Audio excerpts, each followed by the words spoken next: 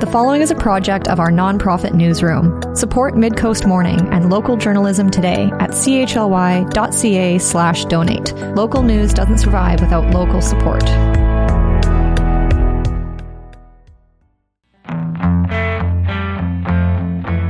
Hello and welcome to Midcoast Morning. I'm Joe Pugh. Plans for a data center in Nanaimo have generated significant attention in recent weeks. The center is proposed for 2090 East Wellington Road, and the area was rezoned in 2023. A CBC article about data centers and water use published in October made reference to Nanaimo, and it has generated renewed interest and concern from members of the public. A data center is a building that houses computer servers and other digital infrastructure.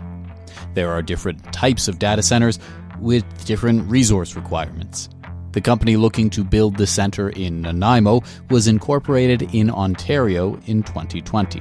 In 2024, it registered the business name Maple Colo.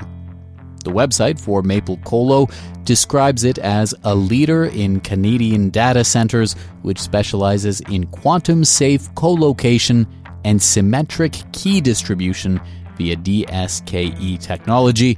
The site references a new facility in Nanaimo, which it writes, enhances protection against quantum threats, combining traditional expertise with innovative solutions to revolutionize data security. CHLY spoke with one of the company's directors, but was unable to arrange an interview ahead of broadcast. On Friday, I visited Nanaimo City Hall, where I spoke with Nanaimo Mayor Leonard Krogh. Could you give me a sense of the data center that's planned on East Wellington Road? Where is that at in terms of the approval process with the City of Nanaimo? Right now, the data center itself is before staff with respect to the development permit application. The property was in fact zoned several years ago, and that passed through council candidly without much controversy or discussion. It's a specific site zoning. There has been a great deal of concern since then, though, about data centers in general, as opposed to what's happening in Nanaimo specifically. For practical purposes, it will continue through the development process and will be considered from a technical analysis point of view, both form and character, the building design, environmental protection, tree retention of the 20% of the site that's required through the rezoning, noise mitigation, servicing review, and modeling of city utilities, including water supply, sanitary, sewer, and stormwater runoff, and a civil engineering review of any vehicle movement and access. I think it's fair to say, and I'm not minimizing community concerns, it's rather like, how shall I say, even apples. They come in a great variety, and some are smaller and some are bigger. At this stage, this is not the kind of data center proposed that I believe was to some extent the subject of the CBC piece that got a great deal of public interest and concern, and we're a long ways from it being completed. The other aspect of this that people need to understand is the province has made it very clear if there isn't sufficient electricity, if this place in fact requires as much electricity as some people believe it will, the province may well kibosh the whole thing. So we are, at this stage, I would suggest a fair distance away from a data center of any size being actually constructed on the site. You referred to their new rules the province announced in the middle of October regarding power usage in data centers. AI data centers specifically will have to bid for power from BC Hydro. In terms of what this data center is expected to be, what does the city of Nanaimo know as far as what type of data will be stored or who will be storing it? At this stage, I can't comment. It's not that I won't comment. I can't comment because those kinds of details, firstly, I don't think necessarily form part of the development permit process and would be the subject of discussion for any regulatory bodies that may have influence on this that do not include the city of Nanaimo. The city rezoned a piece of property specifically for it, and in accordance, I might add, with city plan. But again, and I appreciate it, some people weren't paying attention to city plan and what it's meant, and over time we'll discover that perhaps their single-family neighborhood is in fact designated to become more multi-residential over time, or that land which was initially, I recall, as this specific piece of property was designated AR, agricultural, but not in the ALR, I might add, and is absolutely unsuited for agricultural purposes, but with city plan was designated for this kind of industrial use. And that's what the rezoning was all about. As I say, what happens on site with the potential of the data center is yet to be determined and finalized. But unless something else is required, and I don't believe it will be, from the city's perspective, it will be dealt with by staff as a result of the development permit process. It's not going to come back to council per se, and whether or not it proceeds at all will be dependent on whether or not their water use is something that the city can manage reasonably or wants to manage, and also, and more importantly, whether or not BC Hydro, if in fact it uses as much power as some people speculate, whether or not BC Hydro is prepared to deliver the power. We do know from fairly significant criticism of the government lately that British Columbia is buying power at peak demand times, which historically was not the case. And so that in and of itself may put an end to it. But as I say, I want to emphasize not all data centers are the same. A factory with 1,000 square feet of manufacturing space is not the same as the Ford auto plant in Detroit. So at this stage, internally a bit more about who the clients are and what this sort of data storage is proposed to be, but it's not something you can share publicly at this time? I think that's fair to say. I mean, my suggestion is staff are welcome, able, and know the rules better than I can if dependent on what is going to be disclosed. But what I can say now is exactly what I've said. That the development approval process consists of a technical review to ensure that the city's bylaw requirements are met, the design guidelines and rezoning conditions are met, and that will be the city's participation in it. I can say, and we do know that the property owner has been working with BC Hydro to ensure the development is appropriately sized to the electrical supply for the site. And city staff, in addition, are working with the owner to secure an efficient water cooling system for the development in accordance with the water conservation objectives for development permit number 8 as identified in city plan. I'm not saying that people are setting their hair on fire unnecessarily, but I think it's fair to say that there has been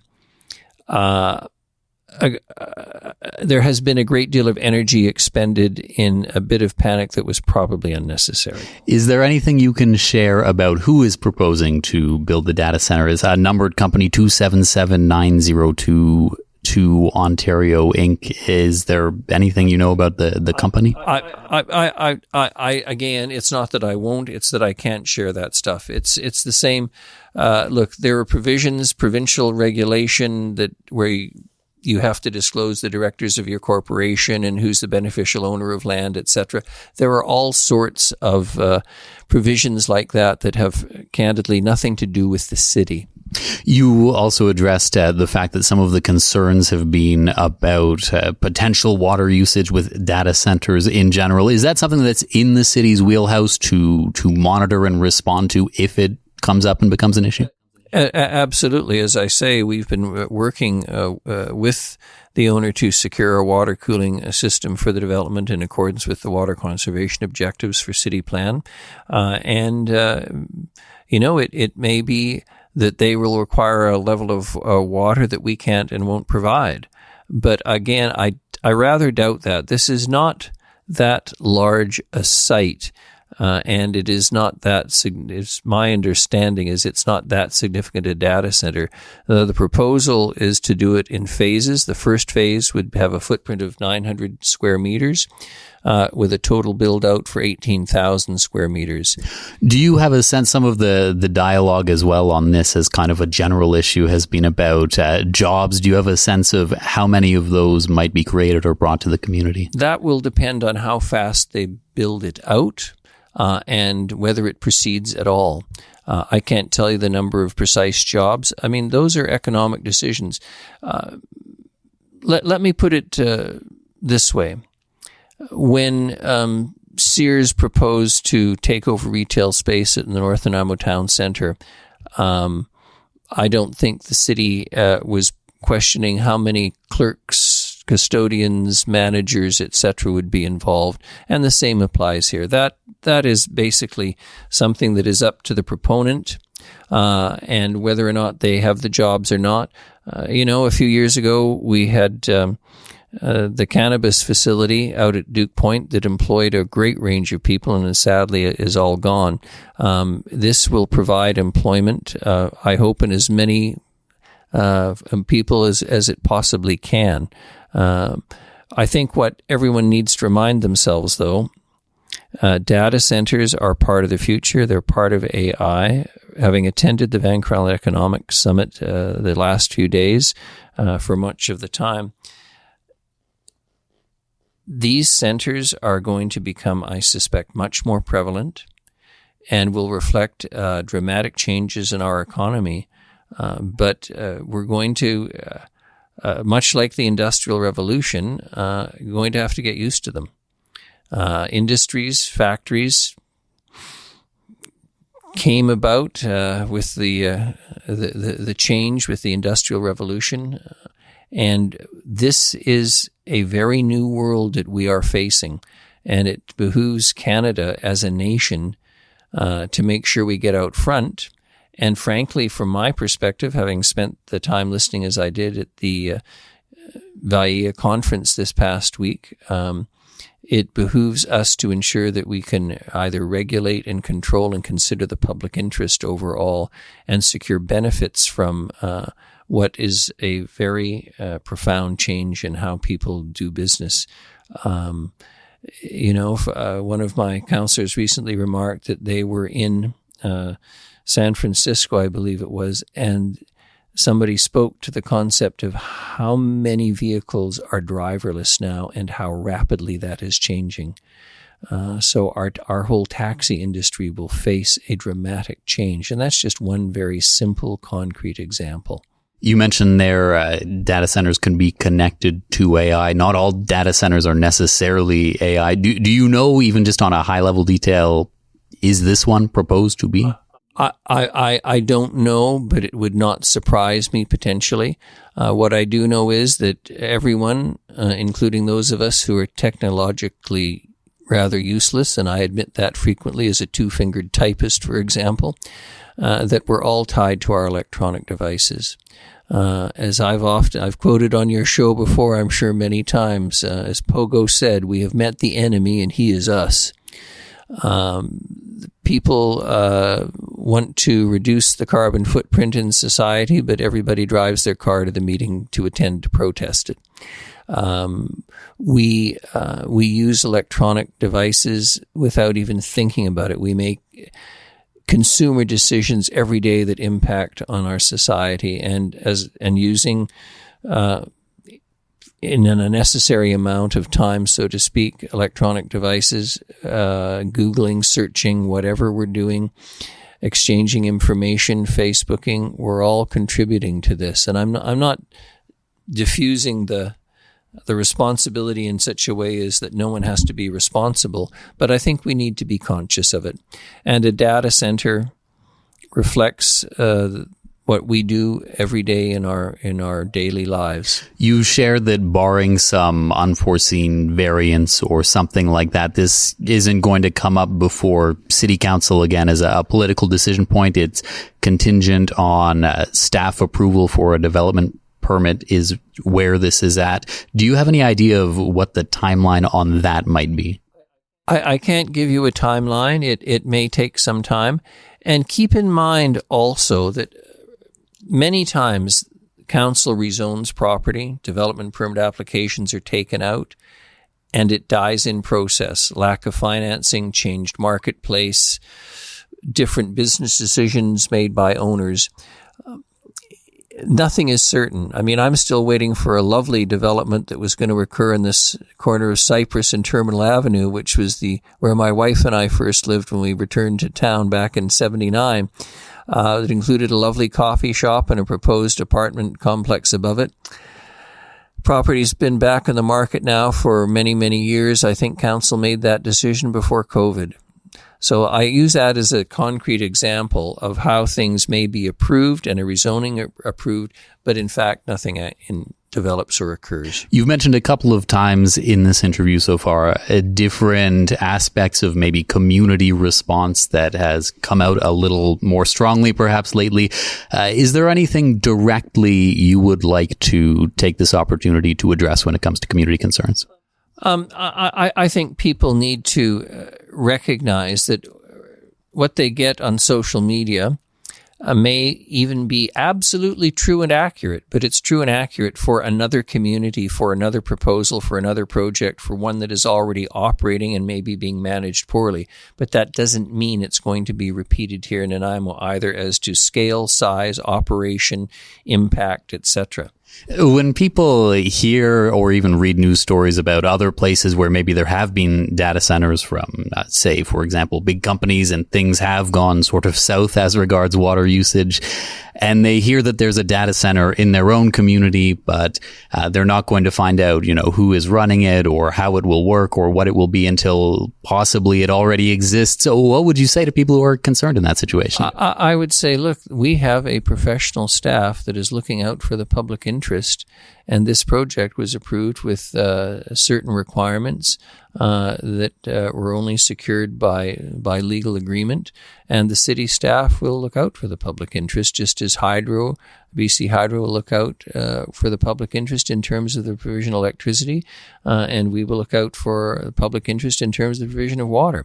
I mean, I want to remind your listeners that it is to the credit of this city and its citizens that one of the reasons we're not having to spend probably well north of $100+ million, and these numbers are old, on raising the height of our main dam is because conservation has been undertaken with such vigor and passion by the citizens here, and allowing, of course, for our water rates that the more you use, the more you pay, have meant that we have been able to put off potentially 20, 25 years that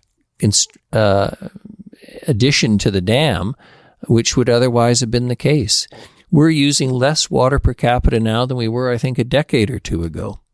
And yet, perhaps because of factors outside of the city of Nanaimo's control, we're seeing increasingly drought situations in the summer, water restrictions. How do you feel that plays into the public perception when people hear data centers involve water usage? They're already being asked to cut back on their water. Look, people are asked every year to cut back on their water in our community. And we base that on the amount of water that we have behind the dam, looking at historic usage rates, looking at potential usage during the balance of the year, allowing for extended weather patterns that are unfavorable. And by that, I mean extreme heat, drought conditions, etc. We haven't run out of water yet, and we're not anywhere near it. And as I say, we're a long ways off from having to increase the height of the dam, too, because of the conservation and the careful management. And again, I come back to what I said earlier about staff and the city looking out for the public interest with respect to this proposal. There is a time to exercise some trust, and I would say this is a time to exercise some trust in our able staff. Is there anything else you'd like to bring to the conversation today about this data center and the discourse around it? Look, if people have concerns, for heaven's sakes, right? Many have, and I've responded, and I've sent them a short sheet outlining what's happened to date and what the city has to look out for and care about. But some of the information, as I say, the proponent, they can do company searches can be done. Good media can do company searches, determine who the directors of this company are, etc. But from my perspective, I'm not concerned at this juncture. If hydro turns it down because it's going to use way too much electricity, so be it. If they can't manage to secure an efficient water cooling system for it in accordance with the conservation objectives for development permit area number 8 identified in city plan, it won't go ahead. Mayor Krogh, thank you very much for taking the time to speak with me on this. Always a pleasure. Nanaimo Mayor Leonard Krogh speaking with me Friday about a data center that a company is looking to build on East Wellington Road. Coming up, we'll hear what city staff shared on the projected water usage of the facility at a council meeting earlier this week. Midcoast Morning is part of our nonprofit newsroom project, supported by listeners like you. Keep this program on the air by funding it today with a monthly sustaining donation at chly.ca/donate. We've got tote bags and shirts if you need an incentive. We've been focusing on plans for a data center on East Wellington Road on today's program. An Ontario corporation with the business name Maple Colo is looking to build a center on the site, which was rezoned for the purpose in 2022. At a council meeting Monday following a delegation by June Ross with the Vancouver Island Water Watch Coalition, city staff shared information about potential water use at the site. The project is in the development permitting stage. Bill Sims, General Manager of Engineering and Public Works, says that according to the development application, it's expected that the facility would account for about 0.2% of water use in the city once it was fully built. Thanks, Your Worship. I think, as Mr. Holm indicated, what we know from the applicant's mechanical engineer is that they expect between 55 and 70 cubic meters a day of water consumption. Another way of saying that is 55,000 to 70,000 liters. That would be roughly, as Mr. Holm indicated, about a 35-unit apartment building, a multifamily residential. It would be about the same as consumed by BC Ferries at Departure Bay. It would be similar to car wash, that kind of order of magnitude. The city has fill stations that we charge the public to come in and fill up their tanker trucks or even their personal tanks as a means of supporting outlying communities. And that's in the 272,000 liters per day versus this 70,000. So significantly more than would be consumed by this data center. We deliver 13 billion liters of water a year. That's a big number, which breaks down to about 36 million liters of water a day. And this, compared to would be about 77,000. So about 0.2% of the water consumed in the city in a day is what we understand will be consumed by this address. Councillors asked staff various questions about the project. Here are some excerpts from Councillor Paul Manley asking questions of Jeremy Holm, Nanaimo's Director of Planning and Development. Are there any guarantees about how much water will be used? Like if they increase water use at a later date?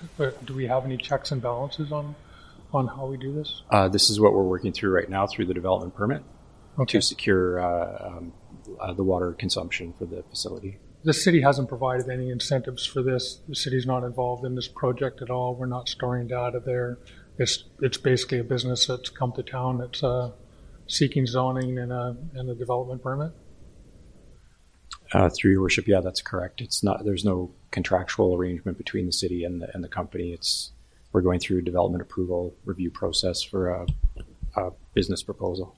So when Ms. Ross was talking about a contract, There is no special contract on this except for the development permit, and there are specifications within that permit for water use, etc.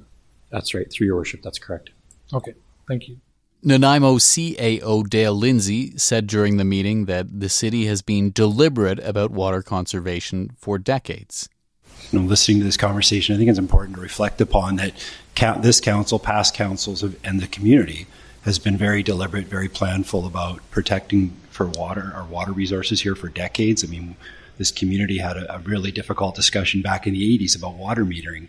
And a lot of the debate you hear now about data centers or other uses which have high demands for water often are occurring in communities that don't have that ability to meter. So the city took major steps, but I would say we didn't stop there. And I think it's not only because of the steps we've taken on water conservation and the steps the communities supported and bought into, we've allowed us to defer major projects like the dam, which we at one point thought we would have had to do by now.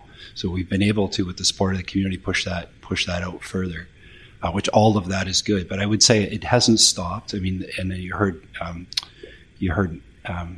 Mr. Jeremy Holm mention this evening that in the development permit, we're looking at this issue of water conservation. This is not a tool that we previously had in our form and character development permits. And it was our last council that actually adopted their new city plan that incorporated new regulations that allowed us to look at energy conservation as part of these development permits. So this is something that's very much front of mind for the city and something that we very much take seriously with any project. Bill Sims said that despite having a much larger population, Nanaimo is using about as much water as it did in the 1990s. The amount of water we're consuming today on an average basis is about the same we consumed in the mid-1990s. I was a lot younger. And but our population is about 35 or 40,000 more than we were in the 90s. So that same amount of water is doing almost double the work. At Monday's meeting, Councillor Erin Hemmons brought forward a notice of motion. At an upcoming meeting, Council will consider her motion that Council direct staff to bring forward an amendment to the city plan to confirm that data centers are not a supported use in the city of Nanaimo. That's our show for the day. Thank you for joining me. I'm Joe Pugh, host and producer of Midcoast Morning. Jesse Woodward is our executive producer and Arby Frew is our technical advisor. Our theme song is First One by local Nanaimo band Waste Management. If you have a story you'd like us to cover, email us at news@chly.ca. That's all for now. I'll talk to you on another Midcoast Morning. Midcoast Morning would not be possible without the funding of the Community Radio Fund of Canada's Radio Meters program and generous listeners like you. Support our news, current affairs, and arts and cultural programming through our nonprofit newsroom project today by making a monthly sustaining donation at chly.ca/donate. Finally, this program gives thanks to the Nanaimo First Nation as we broadcast and podcast from their traditional territory. Thanks for listening.